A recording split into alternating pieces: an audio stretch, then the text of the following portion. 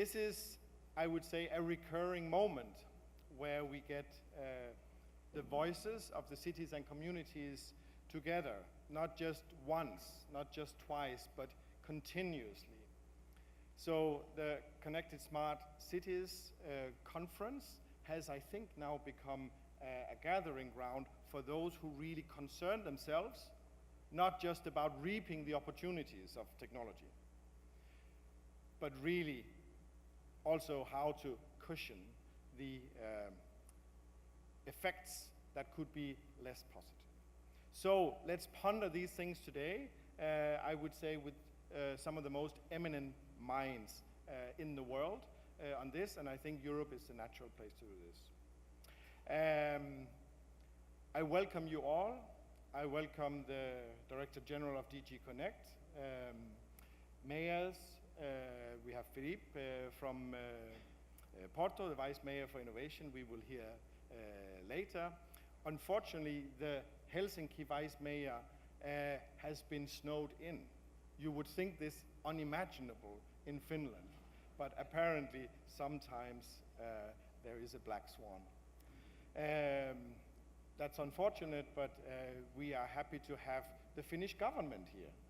So Olli will be presenting on behalf of Finland and the upcoming presidency, how these things link in. And then we have Christophe Colinet from the city of Bordeaux, together with George Beers. Where are you, George? Somewhere here. With the food and farming perspective. So I would like, if you remember one thing today, one thing, leaving this. I hope it's not the coffee, it's nice. I hope it's not the eminent company that you are in, but it is one thing. Smart cities and communities is not a sector. I repeat, it's not a sector. It's all of us. You cannot put your foot anywhere where there's not a mayor who has something to say. Maybe Antarctica, I don't know, we're trying to find that out up in the north. Maybe the dark side of the moon, but now the Chinese are there. So just please remember, smart cities and communities is how the digital transformation touches the ground. The ground we're all on. And then we can stop and discuss. Allow me anyway to give a little bit of, let's say, reflections on that. I'm chair of the Open Agile Smart Cities Network. It's a global network founded in Europe, but adamantly global because the digital is touching us all, as we saw from the ground, but certainly from above and from around. So tackling this even from a local perspective is a global commitment we need. So we are happy to be somehow the sounding board for some of the ambitions, but also concerns from the voices of cities and communities. Very happy to be more than 100 cities. We have, with Davor now in the CEO seat, maturing as an organization, still keeping the network dynamics to be agile, but looking really into a scenario where we can grow very quickly and become a very strong voice to the policymakers, to the industry, and to ourselves. Because even between the communities, you need to learn, you need to exchange, and who has the time to travel around? So we try to be, let's say, a facilitator of this conversation. And we try to be it in a very specific way. We try also not to do everything. There are very, very good organizations, very, very good people out there doing things. So we try to be also focused in our approach. We also want to support the vision of a world that works together to solve things. I want to show again the declaration of AIOTI in support of sustainable development. It was made in Geneva 2 years ago, a year and a half ago, and it's still very relevant. We will continue to support this global effort. I also want to emphasize our surprise when actually the big players from the industry side picked OASC as a global example of how actually be able to move some things, how to give a voice. So thank you for the colleagues in TM Forum for giving this visibility to our efforts when awarding OASC the Global Body Impact Award in China. We work with the colleagues, and this is a very concrete example, on the European ground with Eurocities, with the Digital Transition Partnership for the Urban Agenda, with CMR, which are basically all the municipalities in Europe, also to support the policies that we find important. So this is just an example of a position we have not just made about the Digital Europe program. Maybe we hear later about that today.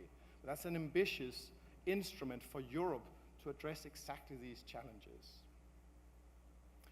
We think it's important that we get the strong voice together, but also that we are very practical. When we see good instruments, when we see good initiatives, we want to amplify.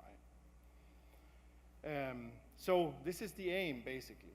We want some robustness, yes? As citizens, we don't want a world that's falling apart. But we also just not want stasis. We don't want just everything to stay the same. We want to reap the benefits, the innovation. So how to have innovation and procurement as the big muscle of local communities, to prepare ourselves for services that use AI, that use IoT, that use all of these fantastic technologies. Not in a sector, I repeat, but across domains.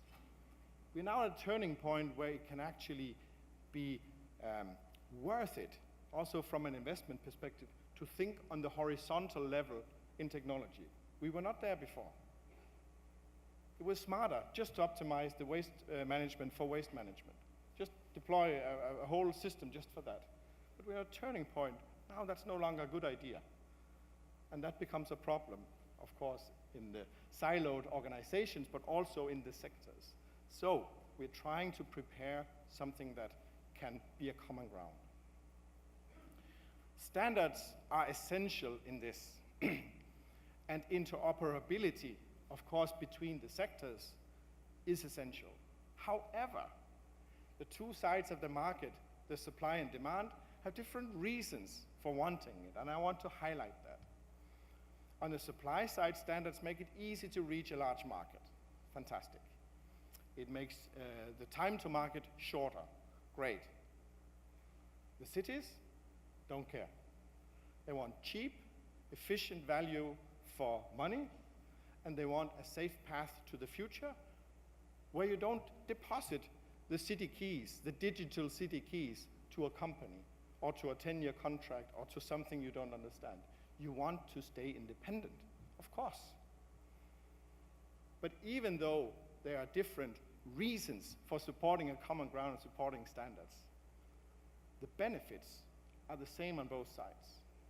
You de-risk the investments, which then gives room for innovation. Like we talked about now with the instruments, with the big instruments of money, with the attached methods that can roll out.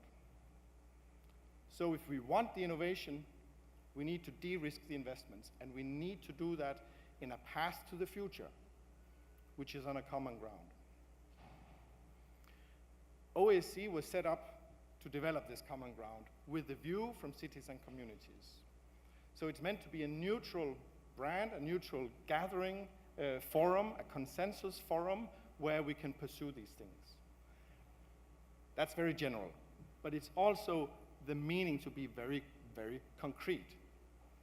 And in order to be that, OASC has from the beginning worked on establishing these minimal interoperability mechanisms, which is the opposite of trying to define everything and let everybody copy that. A reference architecture that everybody must implement, or a business ecosystem that everybody must use. Or no. It has all failed, these very, very specific and overcomplicated, in fact, standards. We have too many standards. So we have the opposite approach of trying to keep it simple. So we have seen, with input from many, many, many sides, all of you, I guess, is somehow connected to what has fed into this pool of suggestions for what is the minimal we need, yeah? Then we can do everything on the side, but how do we minimally link? We have established that yesterday the MIMs were adopted by the more than 100 cities in the OSCE Council. I'm very happy for that occasion. Actually, I think we should give a hand to the cities for adopting the MIMs, if you allow me. It's a fantastic moment. We've been working for years to get just to this point. Now they're available as concepts with reference implementations, and now to be really put to practice. I show you how. A very concrete example is the large-scale pilot, the European IoT large-scale pilot for smart city communities. It's set up to deliver this market, in fact, in practice, not just in Europe, but beyond. And to echo the words of the commissioner for the area, why not do this with synchronicity? As you can see, just an example, this involves all sides of the market, all sides of the community. And even though we have some quite mundane goals, if you look at the last one, to transform city policy making and planning, it has nothing to do with technology. It's transforming how we make policies and how we plan. It's quite a tall order, and I can assure you, synchronicity alone will not achieve this.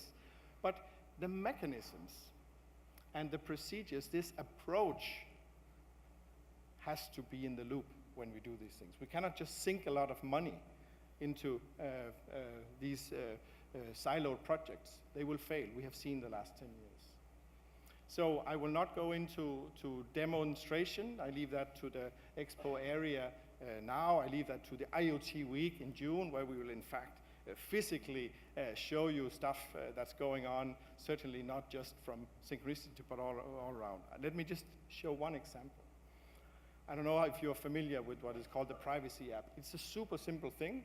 You know, the Shazam application where you can hear what is the music that is being played. Or Vivino, where you can see the wine label and so what is the wine. Privacy app is when you walk down the street and you see a camera. You wonder, where does the data go? You snapped, you see who is the data protection officer who is actually managing this.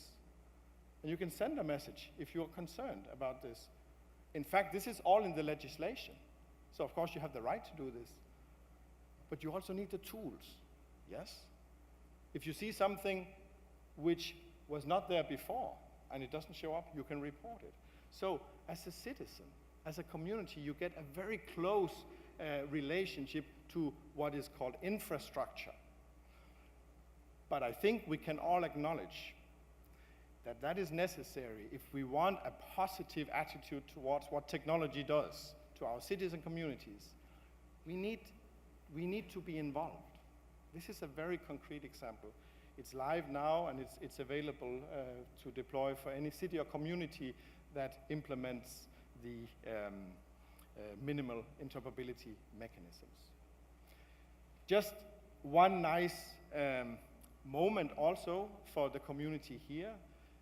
Next month, we will be kicking off 39 pilots, 39 deployments in 18 cities, built on this common ground. It's a fantastic moment, and to my knowledge, it's the biggest in the world, thanks to the funding from the European Commission, but certainly for the efforts for the cities and communities who have engaged in this. So instead of just saying, we create some standards and then please go use them, we actually validate them on a very large scale. Allow me to call this a very large scale. And then we get the feedback before they are mandated by regulators.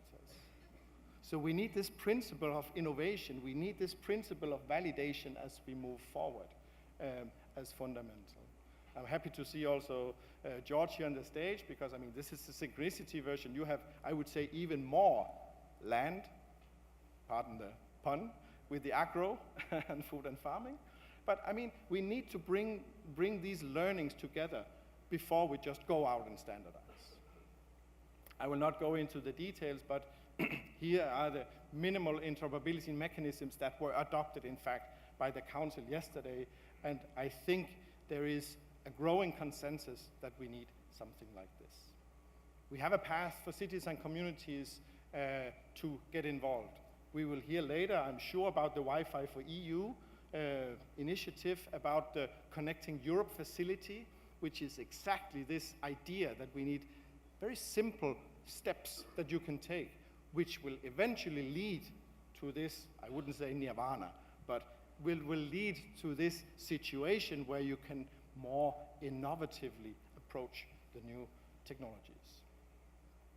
Marketplaces are important, not just monetizing, but just actually understanding how we share data. We call this ecosystem transaction management, and we all need it, we're all part of it, but we need to understand it better.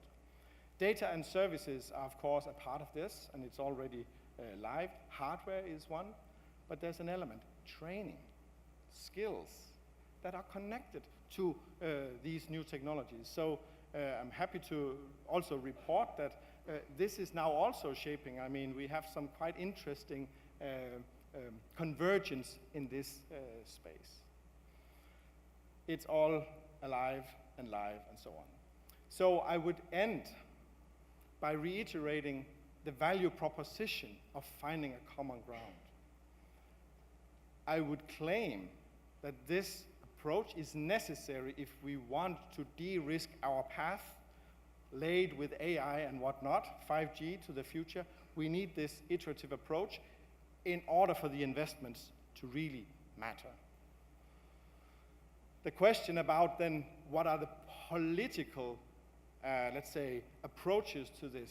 Well, from OSCE, we're actually pretty agnostic because, I mean, we are different as people, as we know. I mean, as parliaments come, we are different. So we leave that really up to the communities, to the regions, to the member states, to the, well, continents to figure that out. But at least we need the instruments in order to support our policies.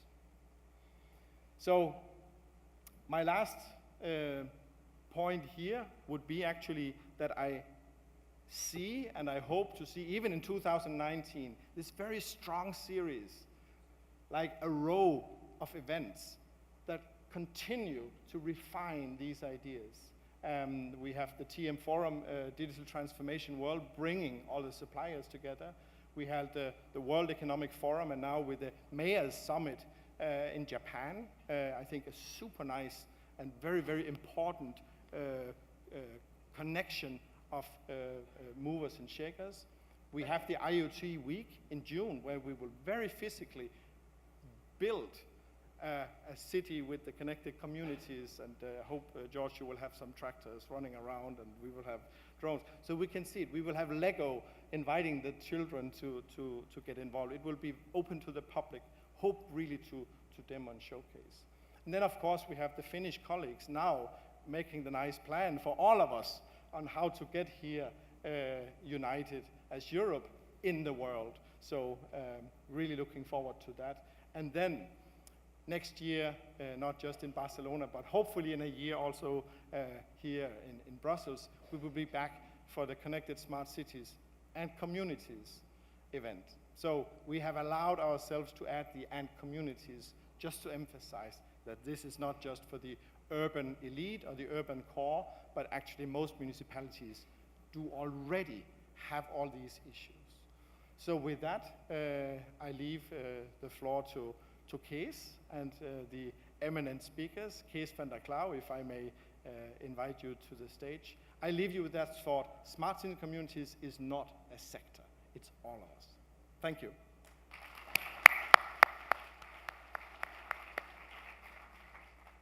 Please, Kees.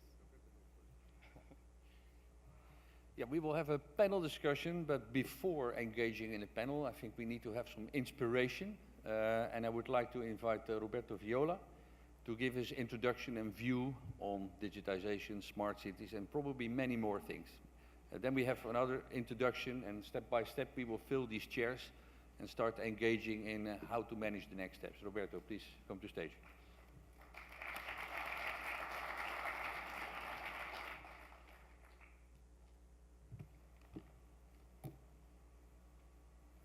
So, dear Martin, ladies and gentlemen, majors, experimenters, enthusiastic people about everything smart, good morning. And let me especially welcome the community of cities and municipalities that is connected via streaming with us, which is the Wi-Fi for EU community. Let me ask you a round of applause for this community remotely connected with us.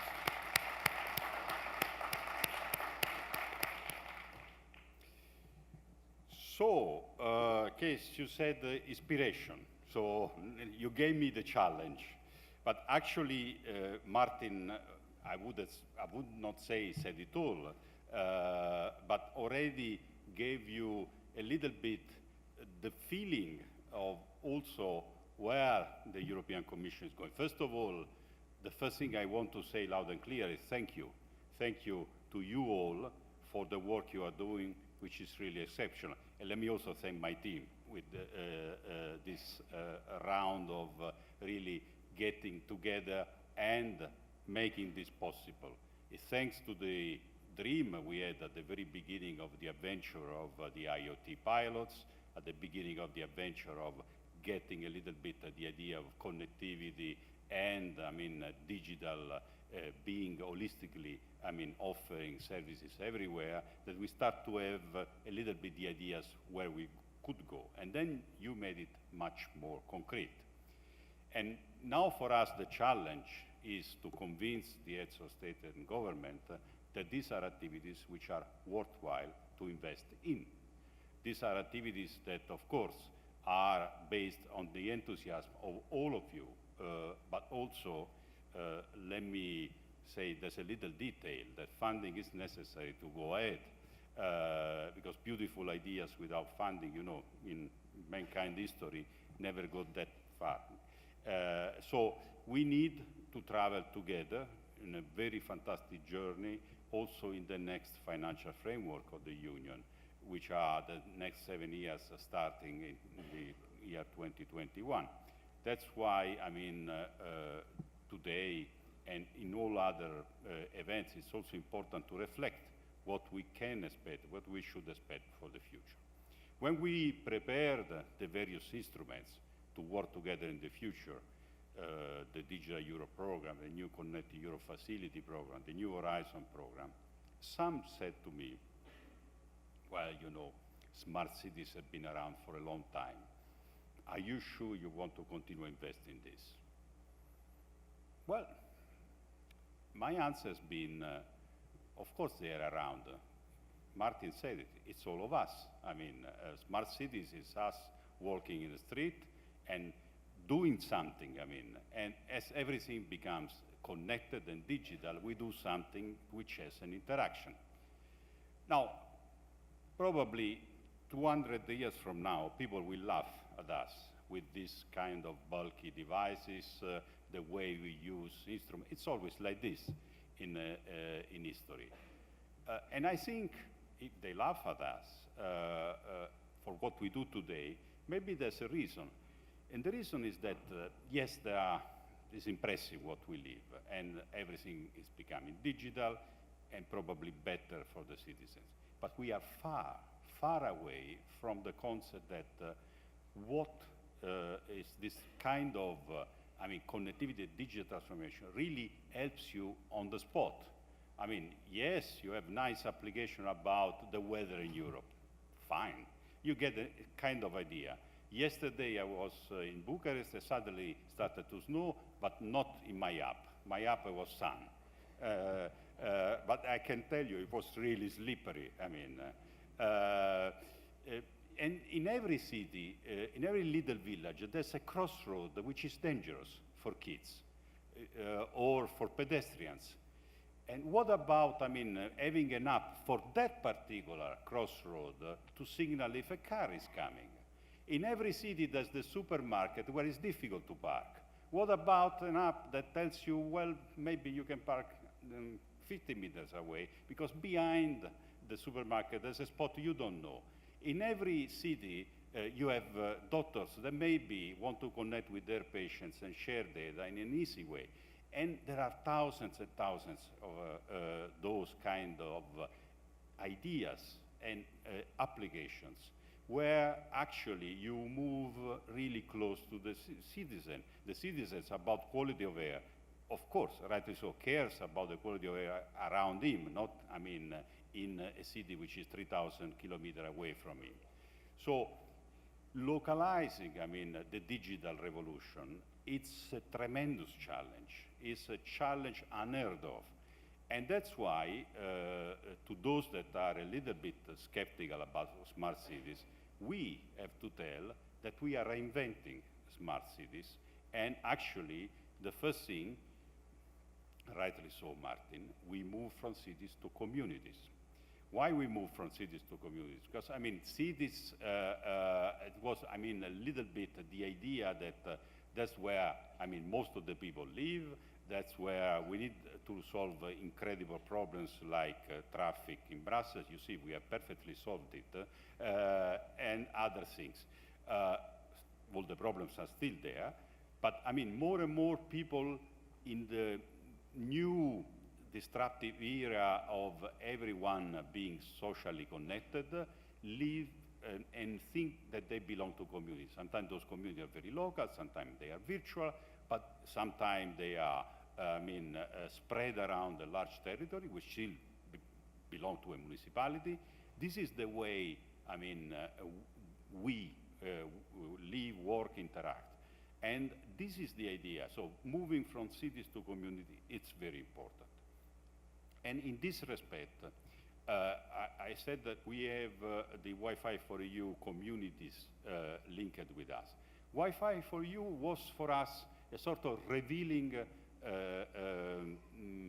moment. I mean, when we opened the registration, because, I mean, the whole system, frankly, was organized around the idea that 200, 300 municipalities, 400 would be interested, I mean, to work on this Wi-Fi for you. For those that you don't know, it's basically giving to municipalities a voucher to install free Wi-Fi for citizens. Free means free, so your data are not captured. It's absolutely for the citizens, just for the citizens, and that's why there's public money into it. So we said, okay, in the era of connectivity, everyone having a very clever smartphone connection with some provider and also other initiatives, there won't be a lot of interest. And also we said, okay, let's prepare for the bidding and all the rest for 10, 20 to be given per day of those vouchers. Now, in 3 days, when we opened the registration, you know how many municipalities registered? 12,000. And then, in a month, we had 25,000 municipalities registered, which is a large part of the municipalities of Europe. And then, the day we opened the bidding online, in the first 3 seconds, 4,000 bids. So, I mean, it cannot just be, I mean, the nice voucher. It's the demand of being connected together. I'm sure about this. And the reason why I'm sure, the moment that we transform the exercise also in a community, which means, I mean, we try to spread out, we try now to also think what nice things can be done with the open and free connectivity, like citizens projects, like, I mean, all sorts of apps really invented by the citizens, then we see even more interest. So this is a precious, a fantastic exercise to reach out a much wider community than before. It was unthinkable, I mean, when we started this whole adventure about the IoT pilots and the rest, that we would have, at one point, available mostly, let's say, 40% of the municipalities of Europe part of this. And now it's there. And so it's a challenge for all of us, for you, for us, in this idea of opening and creating, I mean, a as you said, Martin, marketplaces in the good sense. In the sense that you have nothing to sell. In reality, you have a lot to offer in terms of being inclusive in this community. This is now, I really invite you to think how to integrate this fantastic Wi-Fi for You community into the thinking about smart cities and communities. Now, so the first thing I said in reinventing smart cities is to move from cities to community. There's a second element which is very important, is to move from the idea that we have systems to ecosystem. Systems, I mean, it's the classical idea of a smart city. There are many systems interconnecting: energy, transport, waste management, security. These are systems. They are relatively vertical, they all use data, then there's a nice platform that connects those things, and they're all perfectly isolated.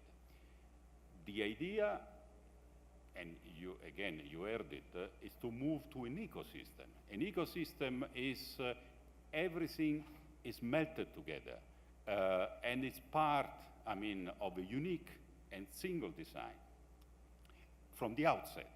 So from the outset, I mean, the difference between a waste management application and an energy management application is that, of course, the sensors, certain things used are a little bit different. But then the data engine, the data storage, the data curation, the algorithms using, for instance, artificial intelligence, that are behind, are exactly the same. And so this translates also in very easy way to create thousands of applications in different areas. So that's the other thing, from cities to communities, from systems to ecosystem. And then the other super important step we have to make, reinventing the smart cities agenda, is to move from design to empowerment. Today, you are absolutely smart designers. I have no doubt, and I have a lot of admiration. But, I mean, we risk that if we don't move to empowerment of the citizens, this becomes a sort of self-propelling community, which, of course, tries to find a reason to go ahead and design yet another thing. The idea is instead that every citizens, every group of citizens, every city council, every school council which has a need would be easily inventing an application.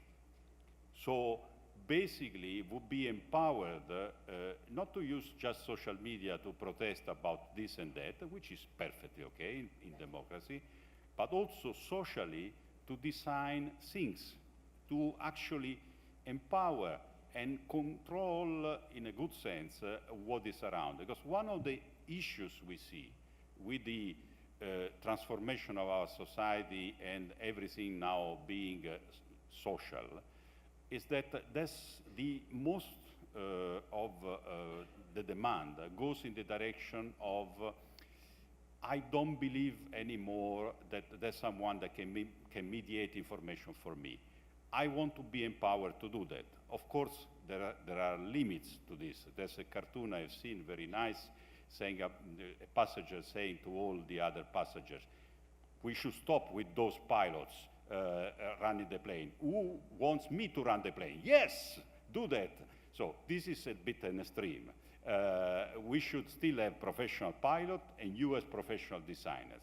But the trick here is, I mean, to make sure that all this goes in the direction that then a citizen with this nice sense about the quality of air can connect another citizens in the neighborhood, can set up an app together, and every morning you wake up and see, well, not bad, or very bad, or whatever. I mean, but they will be empowered. They will be empowered to monitor the traffic, to do other things.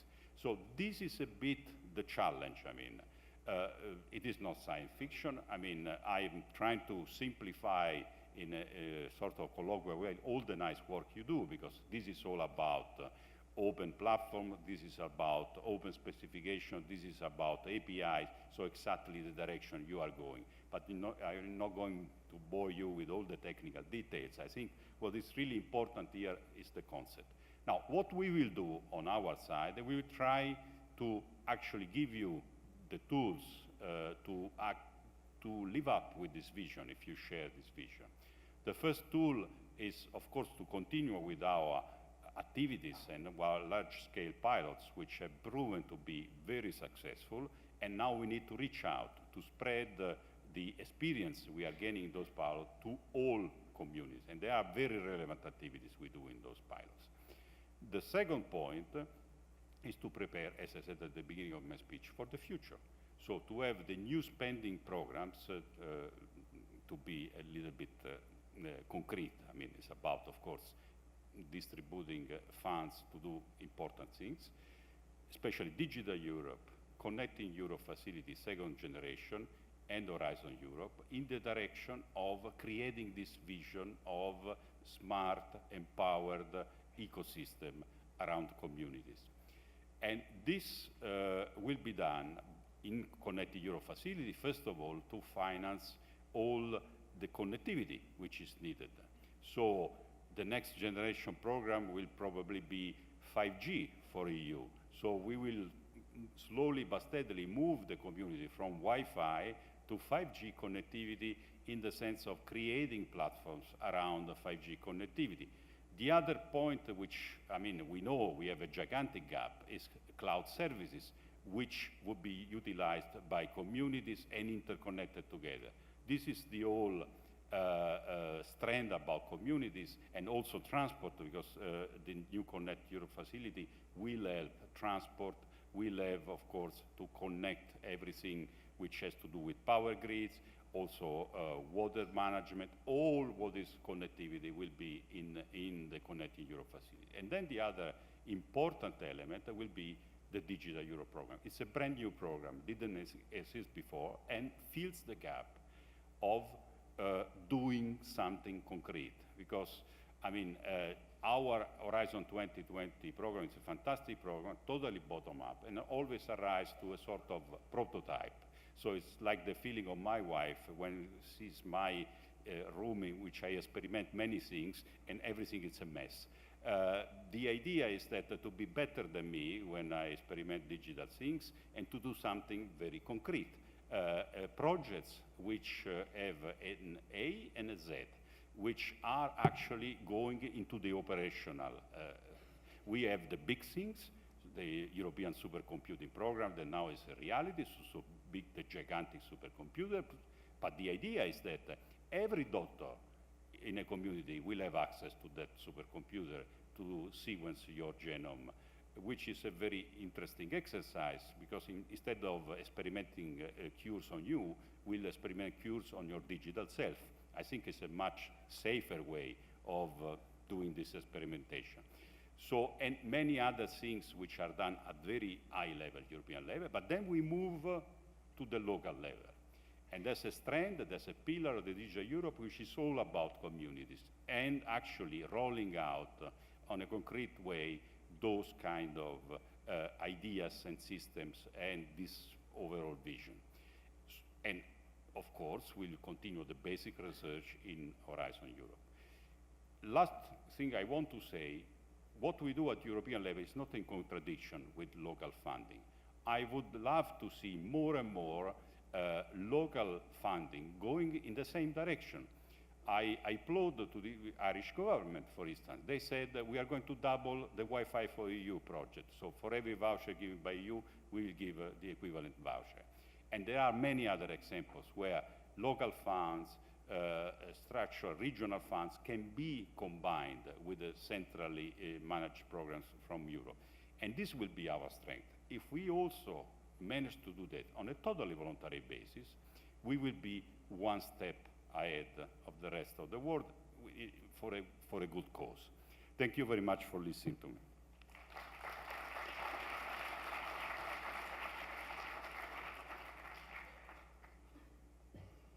Thank you, Roberto. Very, very interesting points, and I will remember a few to come back to.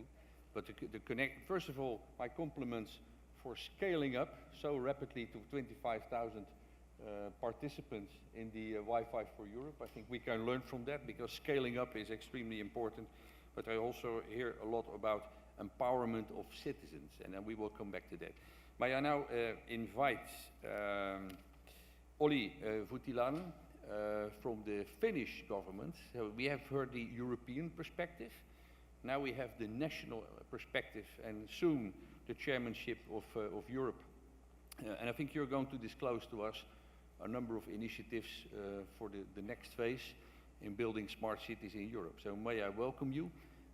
And I think it's a credit that governments have to look ahead, and you arrived before the snowstorm, so you have looked ahead and you're here in time. Please come to the stage.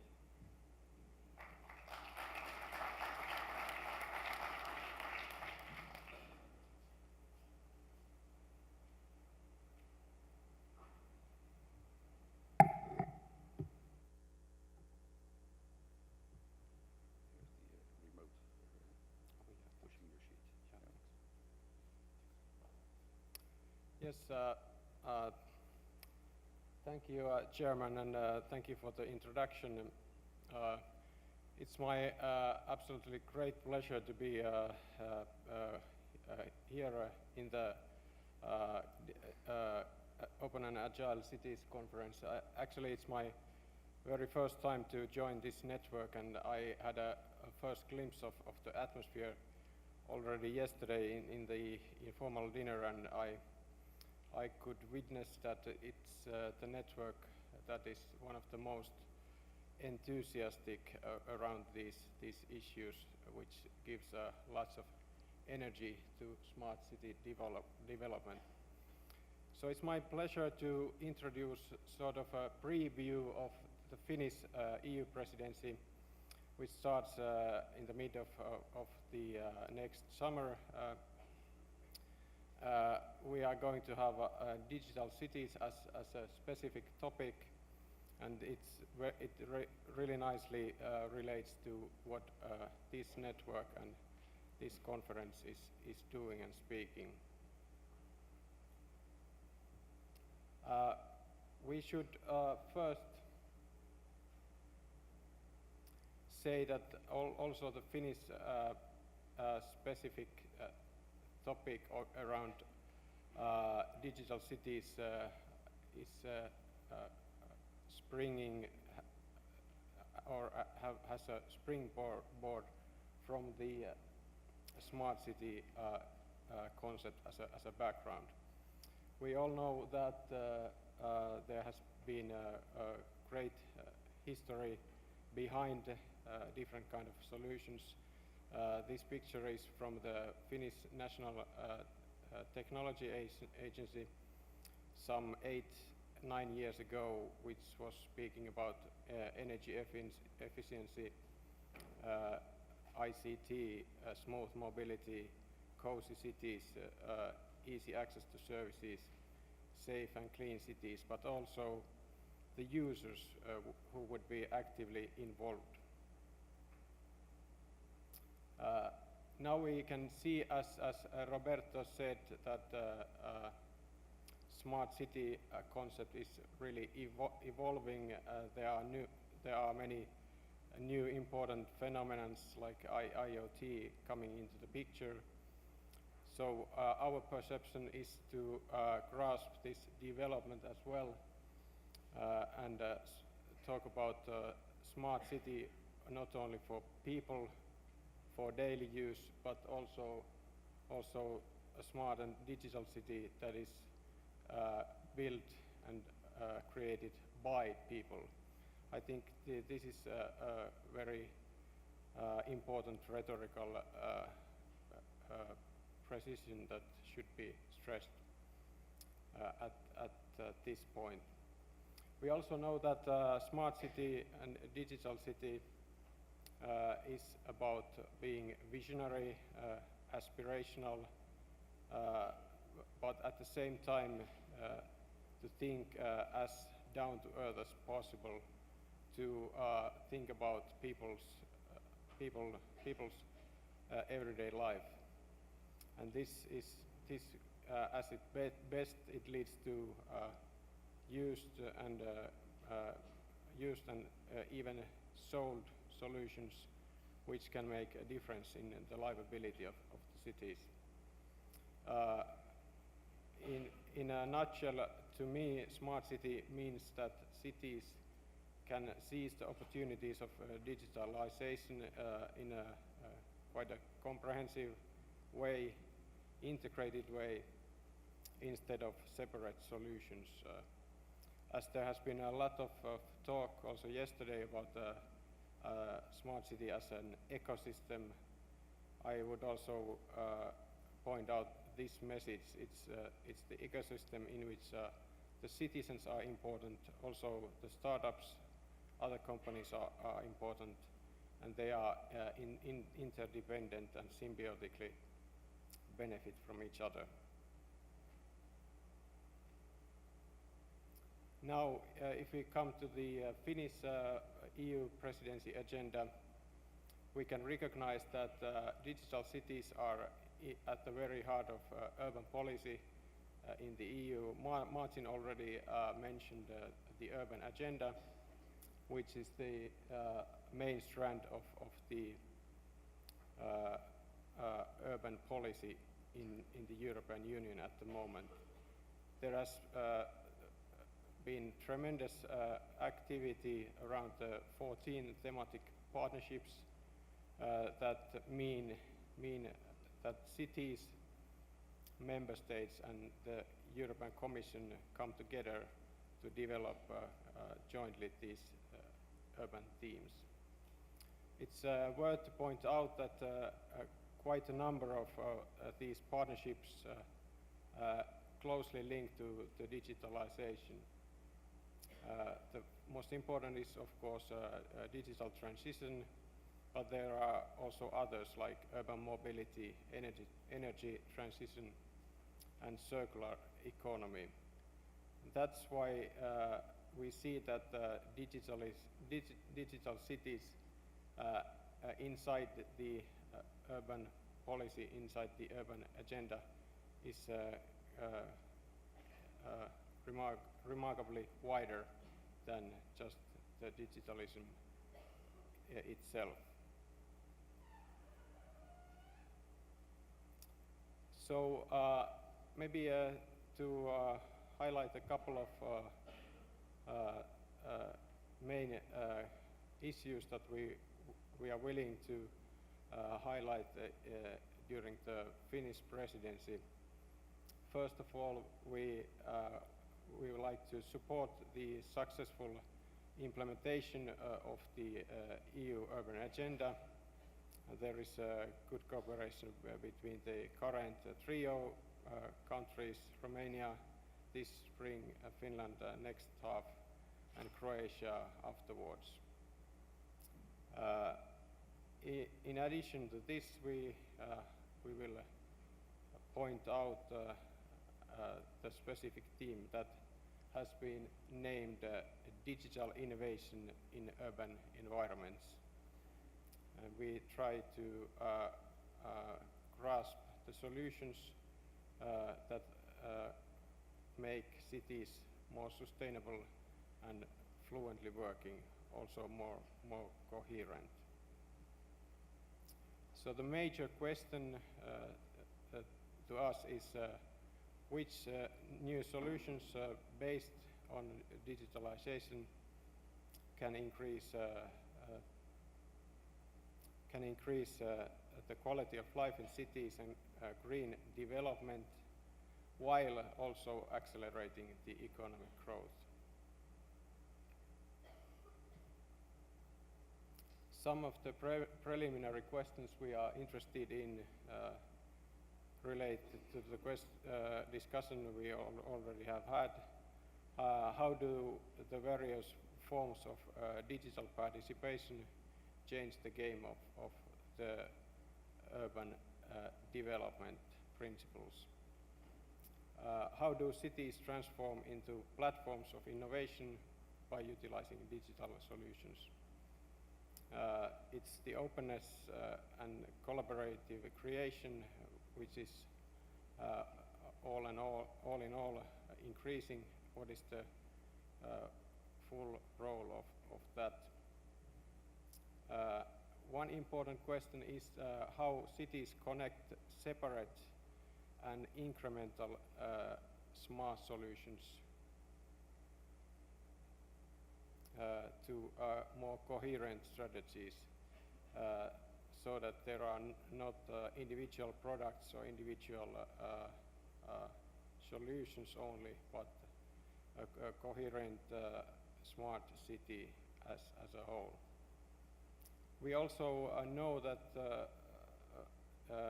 Estonia, as a president of the European Union last year, made a really good work on the digital services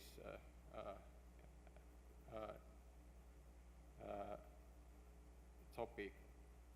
So our aim is to complement this work stream by focusing rather more on the innovation than digital services. To put this all concrete, we are looking and collecting a few case examples on pioneering cities, also some interesting national policy approaches across the Europe, so that we could have concrete examples and evidence how these things are evolving. And in this respect, I would say that this network is extremely interesting to find these examples. I'd like to conclude by saying that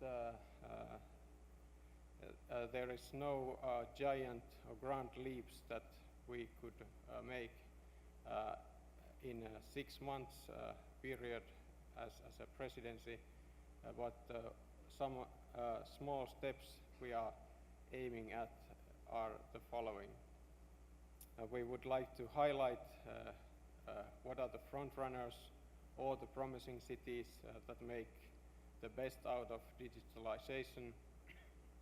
We like to interconnect the different thematic partnerships of the EU urban agenda in a cross-thematic manner under the covering theme of digitalization.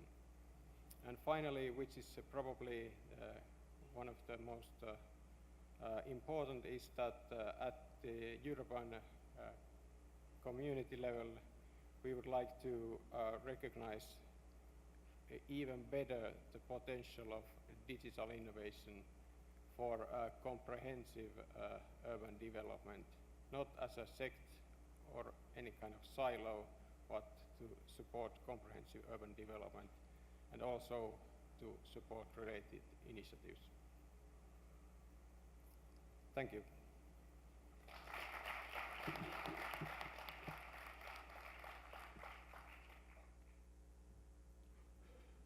Thank you, Olli. May I invite Filipe Araújo, Vice Major of Porto, the third level, high level European with lots of practical implementations, the intermediate level on a national level, and now we have a real city on the stage.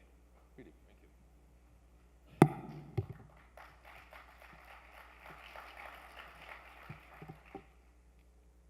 Morning all. Thank you very much. Let me start by saying that my presentation will be, or my speech was a bit over, more or less already stated the message by Dr. Roberto Viola, because I have the same vision. And fortunately I was there listening to you and really thinking that we have the same way of thinking how Europe can evolve in these matters, and more or less, so pardon me by all the presentation, but I hope to bring some examples how we are aligned on this vision. First of all, it's true that we have the necessity to build smarter cities. I think although the there is a topic that has been quite for a long time with us. We are talking about smart cities for some years now, like Roberto was saying in the beginning. I think we are still far away from what we want.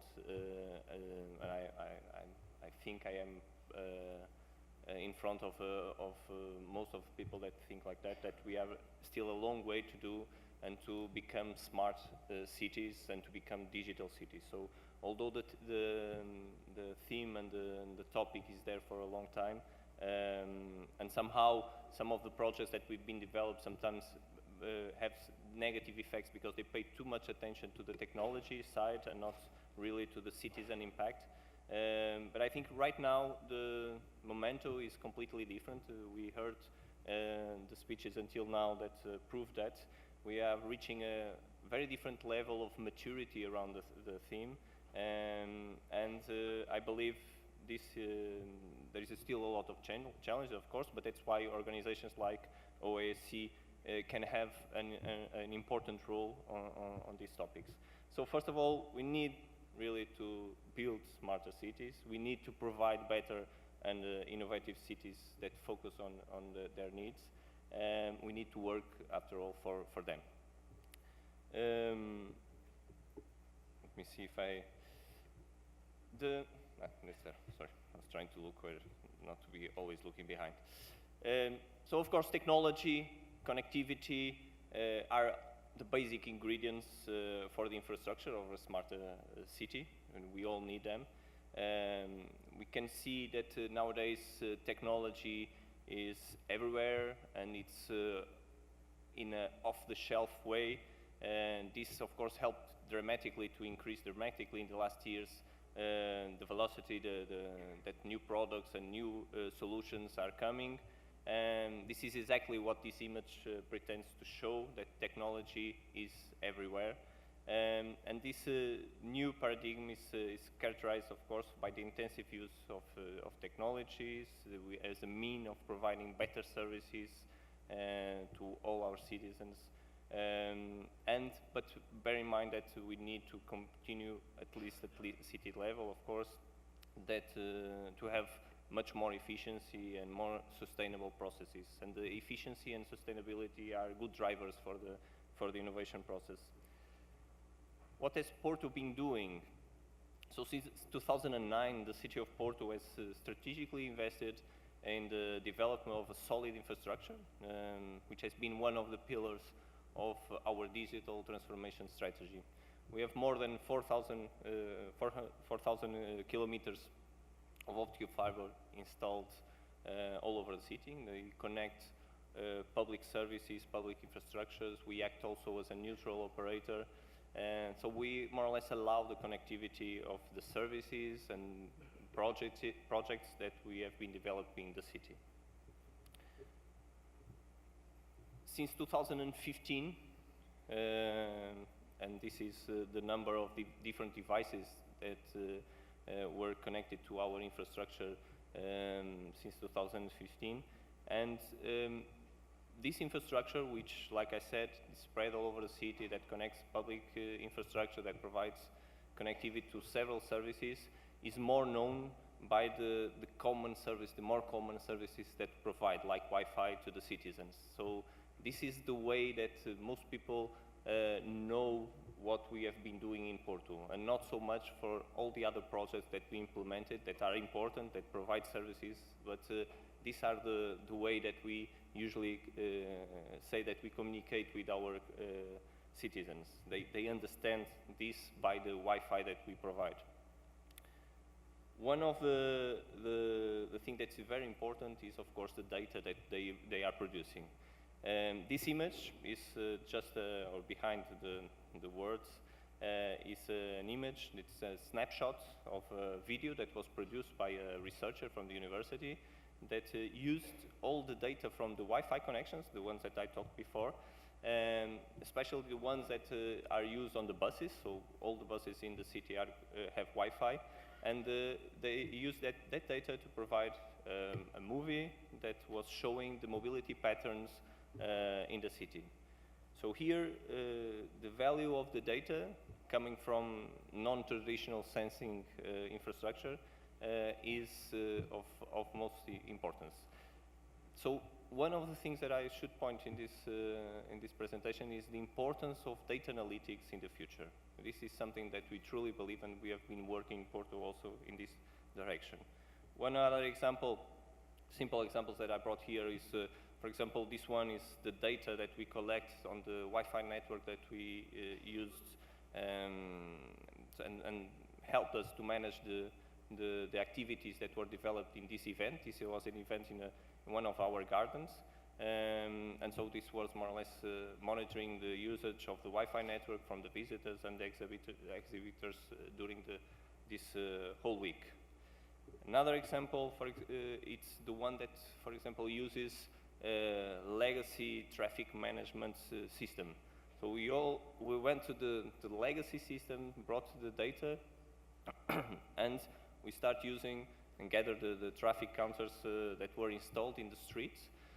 So the left is the raw data from that we managed to bring to the system, and the right one is data that was processed by a startup from Porto ecosystem. Another example, and an important one, is that we need the infrastructure, but more important, as I said, the data in the decision-making process. This is an example how we change the entire fleet of the municipality and all our municipal companies to an electrical fleet. The data collected was for 4 years, so 4 years of mobility that we analyzed in order to take the final decision. And this was, for example, this shows the distance from the longest trip on the total distance per day per car, or, for example, another one, understand if the cars were stopped enough time in order to charge them, how the infrastructure that we had to set up would be made, where should we put the chargers, etc. So in the end, we got to a solution that all the fleet was changed to electric and plug-in. And so if you visit Porto, you'll see a lot of electric cars from our fleet moving around in a centralized management way in order to give the best use of the energy that we have in our facilities. This is one of the biggest problems when you do this kind of massive changes in terms of car usage. So in reality, this is the key ingredient that that allow us to manage the city. And as you all know, the ones that work in cities don't need this much better, is that the city management is becoming much more complex. And in order to be efficient, in order to be sustainable, we have become really dependent on the way that we use the data that is available. Specifically in the daily city operations. So this image is our integrated management center, as we usually call our city brain. It's where all the command centers from the civil protection, firefighters, the municipal police, and many others from the environment, etc. They are all set in this room, so it's multidisciplinary processes, and the transfer facility that you were mentioning, that is, this picture shows more or less the vision that we have in terms of the future of managing cities. Of course, I want, Martin has already pointed out the importance and highlighted the role of OASC. And in the case of the city of Porto, it's also very important to make clear that Synchronous City project has been of great importance for our strategy and for the development, also for the ecosystem of all other cities that work in the project. And of course, we are very excited to have in Porto several of the pilots that Martin mentioned, and especially because they will be dealing with concrete issues that we have in our cities and that we have to solve. One other aspect, so I talked about infrastructure, I talked about the data, I talked about how we manage. There is one specific aspect that Roberto mentioned, that how we deal this and how we spread around the city. So innovation processes, innovation methodologies have been our focus. This is very important when we want to make the link between technology, between data, and between people. So we have been talking about how we need to reach people, how we have to use the technology to better serve. And this image is a very good image. This is the facility is it's called Porto Innovation Hub, where a lot is happening. But this is a good image, like I was saying, that it shows that the elderly people should also play a specific role.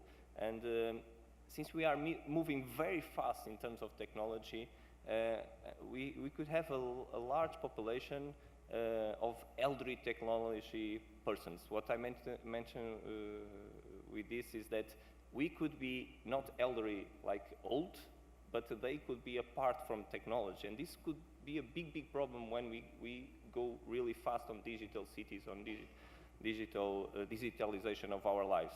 So we need to focus also on these problems, and we need to involve everyone if we want to succeed. Doing things for people is doing things with people, with them in the process. We have to bring them to the process. That's what we have been doing when designing new processes, when designing new services, and using these different methodologies that I told. As an example, this is a new service that we were designing, and we prototyped it to be tested with our citizens. If we want to talk about smarter cities, instead of in the past, as I believe all of you, when started talking about smarter cities, we are looking to building like black boxes with everything inside that we don't know how it works. We are not now building on top of atomic building blocks that all together they become much more agile and efficient on tackling the citizens' needs. So I would like to finish just by stressing that the one other aspect, and the last one, is the importance of the networks that allow us to share the knowledge, networks like the ones that we are involved, like OAC, and that share the best practices, that we work together, because if you want to develop a true and open interoperable platforms, we need really to work together. So for smarter cities, happier people in the end, that's what we all need. Thank you very much.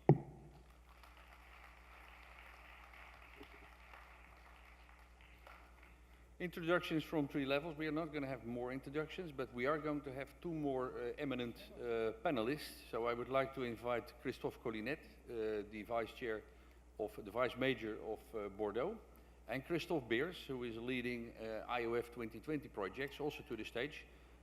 And we are going to hear also from them in the panel discussion their perspectives.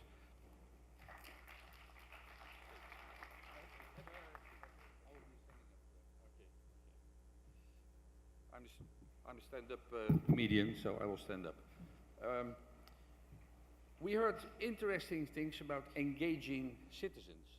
Engaging citizens is extremely important in the success of a smart city.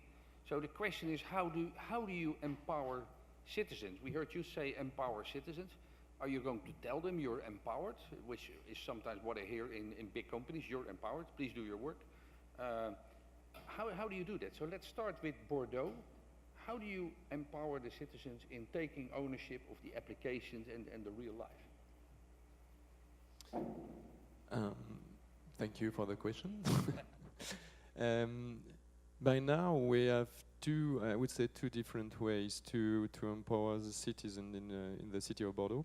The first one is we created some competitions for the people who wanted to be associated to the new deployments, for example, of energy management, and we could I would say, give them some more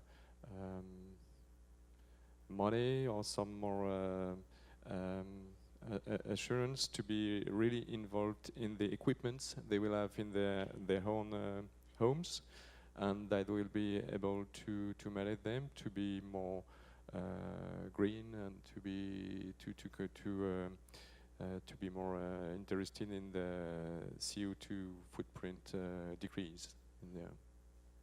And we have also another way, which is thanks to the European Commission, the Lighthouse project, because we are associated in sharing cities for a Lighthouse project.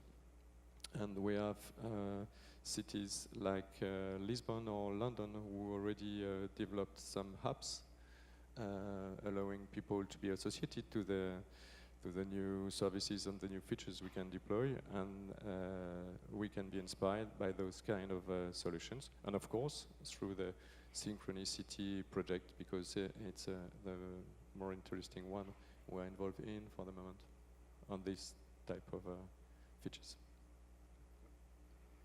Does that require some communication plan or education plan of citizens, or do they already understand the concept of smart city and their role in that perspective? I think they really want to be involved, some of them. Yeah. And we can see that if we don't care about this now, we have troubles with the new things we can deploy in the city. I will give you an example, very recent one, which is smart meters from Enedis, which is the electricity provider in France. And they decided to roll out those kind of meters without talking to the citizen. And we had a kind of very big rejection from the people who didn't want, for strange reasons, thinking about conspiracy theory and so on and so far. And we could see that if we can associate the people from the beginning of the process, we can have this kind of issue. Maybe European perspective, is that something that you recognize as a challenge to engage citizens? Is it different per country, or do we need dedicated programs in the more socio-economic area? There are many interesting projects, and the representatives of the cities here really are already, engaged into this, because of course everyone wants to empower the cities. I don't think there's any municipality that thinks I ignore the citizens. The problem is how to do it. For instance, I've been quite impressed about the city of Amsterdam, what they do, which is to provide the citizens with some kits to measure the environment, and then also to provide the app that links those measurement systems, very similar to also what you described, or the initiatives in Porto. I think the point is to reduce the complexity of participating to a point that I can participate. Because if I should have a PhD in IT to be empowered, it's a bit complicated. And then if people feel it is complicated, they feel disempowered, they start to have conspiracy theories or theories, this is against me. So the trick here is to, from the European perspective, help cities by, getting together, investing funds in the direction of really reaching out the citizens. It should be away from not a click, a tap on a smart device, the possibility to be empowered. There would be success. It's a long, long way, but not an impossible way. Okay. Any comments from the other participants? Well, in terms of what we have been doing in Porto, and I all agree that, like I was saying, you could have the best digital platform, the best digital infrastructure. If you don't have the services that the citizens need, that they really understand, it's very difficult to get them involved. So there is a strong work that you have to bear in mind, that citizen engagement is something that won't happen by magic. you have really to stress and to devise some strategies. For example, in Porto, we have one thing that's called Porto Innovation Hub. It's a center to explain to people and to get them to work together with all these new technologies and to bring them to understand what we are doing. I would like to switch to George, because you represent a very specific project or activity which is engaging also rural areas and integrate smart farming. So for you, what is the scope of a smart city? What is a smart city? Or should we talk about community? And how do you engage in your project, or you link the city with the rural interest? Okay, thank you. Yeah, it's thanks for inviting me here, because I'm not from a city. My world is the countryside, is villages, is farming. But working in the large-scale pilots, I met Martin, and we saw that there's a lot of, let's say, similar ideas, similar ambitions with the cities and the food and farming. So last, let's say, year and a half, we start discussing on how we can help each other, how we can make more of it together. And I think there are quite some issues if you think about it. And one of the, of course, it's logic, but Martin told about it's on the technology. So we have a lot of, let's say, common elements, software, hardware, connection, that we can use together. And we don't make our own reference architecture, we do it together. So, and I think one of the things I really want to mention, that we could have known that, because looking back in the FIWARE program, smart cities and farming were one of the, let's say, basic pillars for helping the FIWARE concept further on. So that's one, the technology, but the other issue is that I was listening that cities are now transforming, adopting the concept of communities. And that makes the floor for, let's say, better, more explicit cooperation. Because, believe it or not, on the countryside there are also living people. And people, yeah. And one of the issues in the rural area is how to keep the people taking care of the countryside, how to take care of the crops and the animals that are going there. Because there's always a tendency to go to the city because of, let's say, the livelihood. And farmers, they have families, so they have children that need to go to school, they need health care, people need, let's say, mobility, all the same issues basically that we see in the cities. So there's a lot of, I'm looking very interested to the services that are worked out in the smart cities to see what can be adopted for the smart villages or the rural area. So that's one concept. And it's also the other way around. I hope that the cities also have an eye for having green in the cities. Well, we have some services on, let's say, smart management of green. Maybe we can find some elements over there. And of course, there's the big connector in this between the countryside and the villages and the cities is the food. Yeah, so we have. The food is produced outside. The basics for the foods are produced in the countryside, in the rural area. And there are quite some issues where we meet each other. So that's the logistics. In food logistics, there's always the problem of the last mile. So that's where you are very active, so we can help each other on that. And there's also an issue of, let's say, there are new types of value chains emerging where citizens are buying their own stuff on the countryside directly from farmers and so on. So there's a lot of things going on that brings together the citizens closer to the food. So the food they're eating. And the third is, let's say, the third is very pragmatic, and it's basically an economic point of view that for the countryside and the rural area, we need basically the same infrastructure as in the cities to serve the farmers. We need 5G networks and so on. But there are too little users.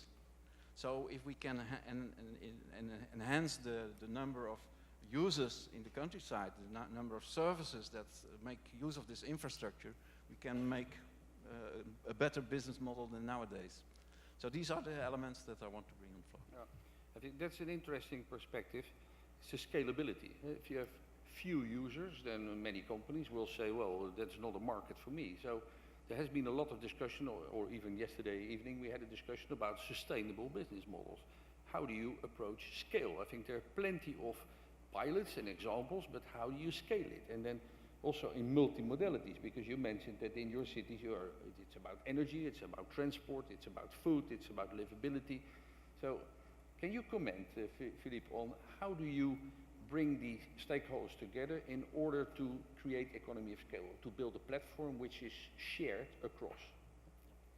Well, first of all, I think it's in terms of a scalable platform, and it's very important, as I was mentioning, that we don't have a solution for all, that we will build atomic building blocks, and then that we need them to understand them in a transversal way. I don't know if it was Roberto that mentioned that we can have a very good waste management system, we can have a very good mobility, but they are shared. Yeah. I think I brought the image of the integrated management center because that's what it is right now.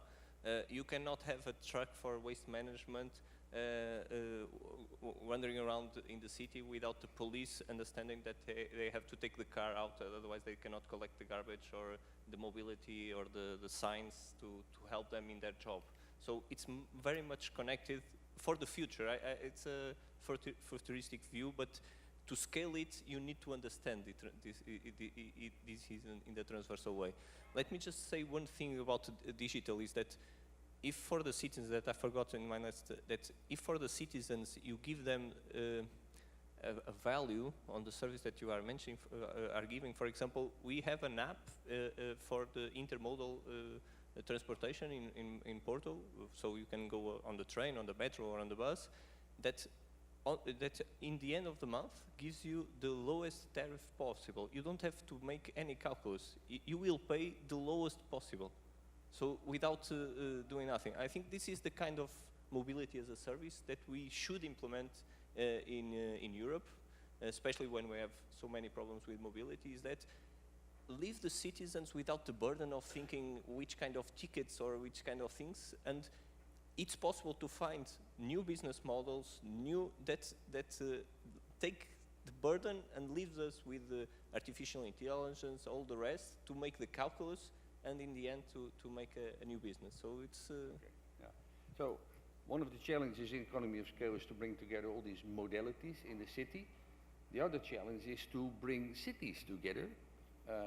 And we see lots of local initiatives. I think there are plenty of consortia in smart cities. So how is Finland in their next chairmanship going to orchestrate the convenience of cities and using common platforms? How do you do that already today in Finland? Olli. Your question was about the collaboration between cities. Am I right? Sorry? Your question was about the collaboration of the cities. Yes. Yeah. Thanks for the question. I guess this is a major and complex issue. Normally, the colleagues abroad ask me how this is possible.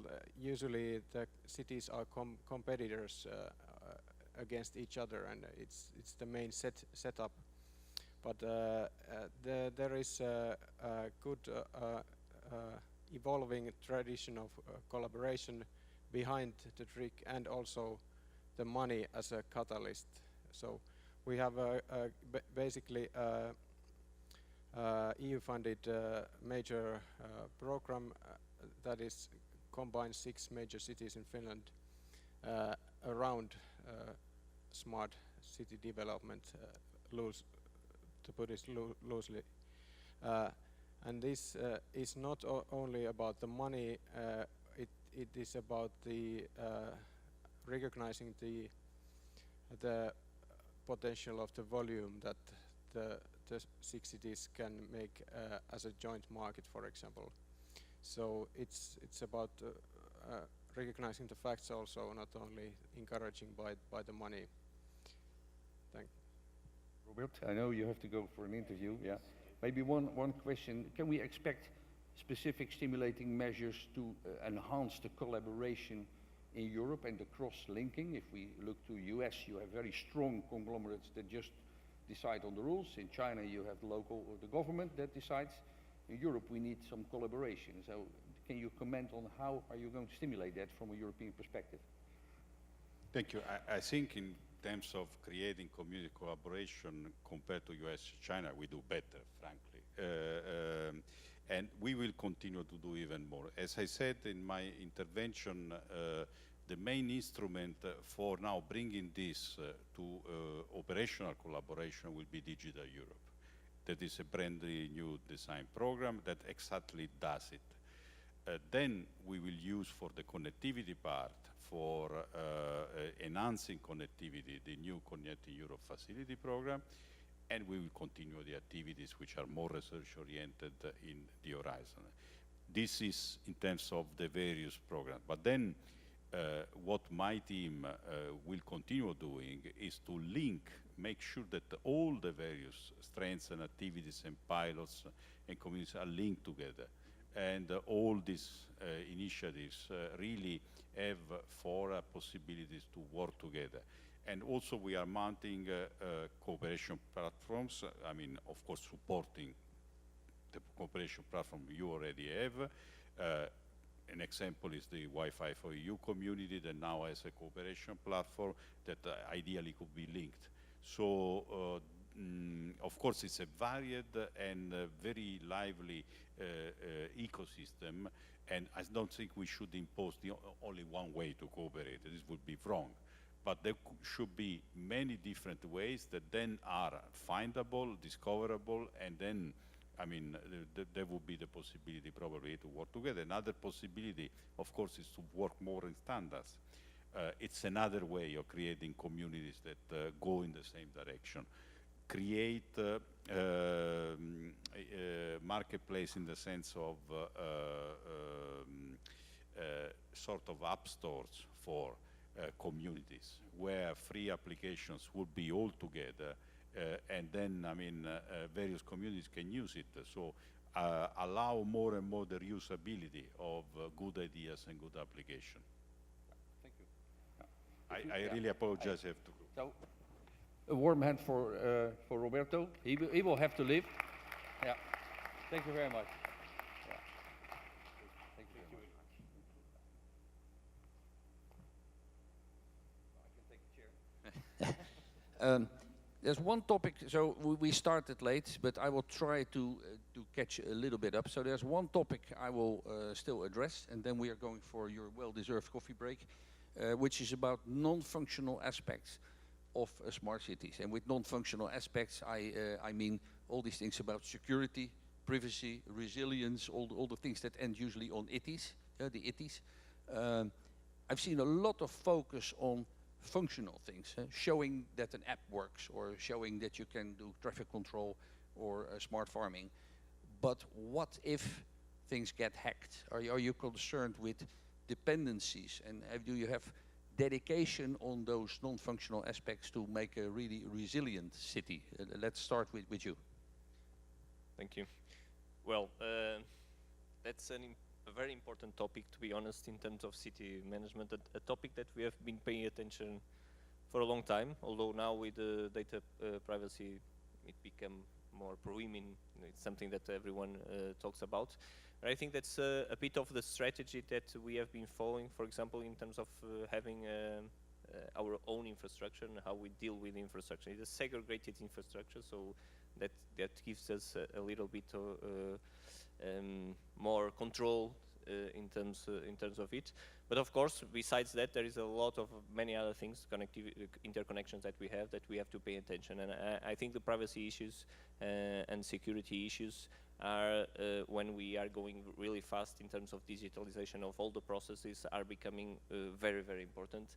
And they must not be left behind, because this is more or less the credibility when you are trying to defend and be credible. You only need one issue to forget about the credibility that we were building for years. So that's a very, very important topic that we have been paying attention with several measures, although I think we need to invest more money on this. Yeah, thank you. I would say more than the security, more than the privacy, there is also another issue for the cities. It's the governance. The governance of the administration of the city. As a smart city project manager, I spend most of my time in talking to my colleagues of the other departments in order to make them understand why it's important to go and to see what's happening in Amsterdam, what's happening in Porto, what's happening everywhere. So I think it's the first point we have to fix if we want to more collaborate between the cities. We have to involve people from the departments, the guys who are on the ground, who are deploying the lampposts, who are managing the mobility, and so on and so forth. And that's, I think, a major issue. Do you look at what-if scenarios? So what if someone pulls the plug of these systems? What's the consequence for your smart city?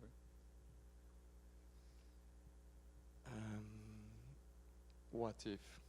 I would say I have a good feeling about what if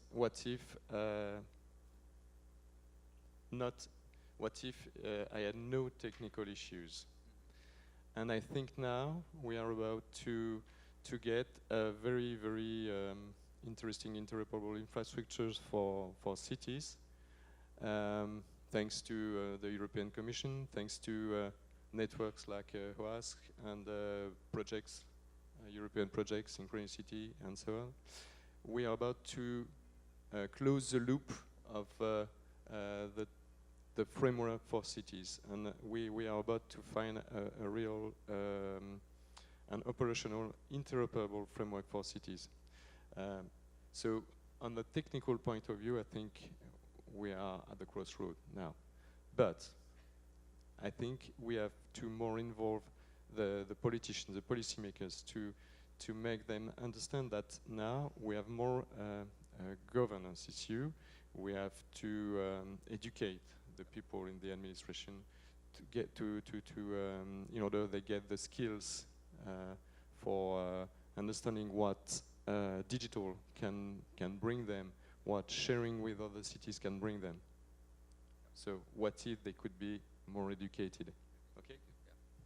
George, comment from your perspective.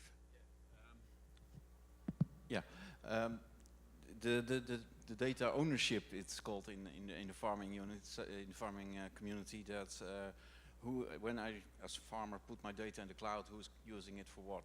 And so we have big debates on that when you start a project like this. The farmers, they are very well organized, by the way. So they bring a lot of comments on that. So and the solution is that we talk about data governance, and we use code of conduct.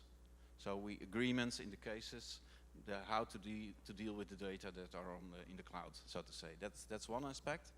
The other aspect I want to mention is that last year we had focused on the business modeling. So food and farming is in the private sector. So in the end, all solutions have to have a viable business model for all partners in it.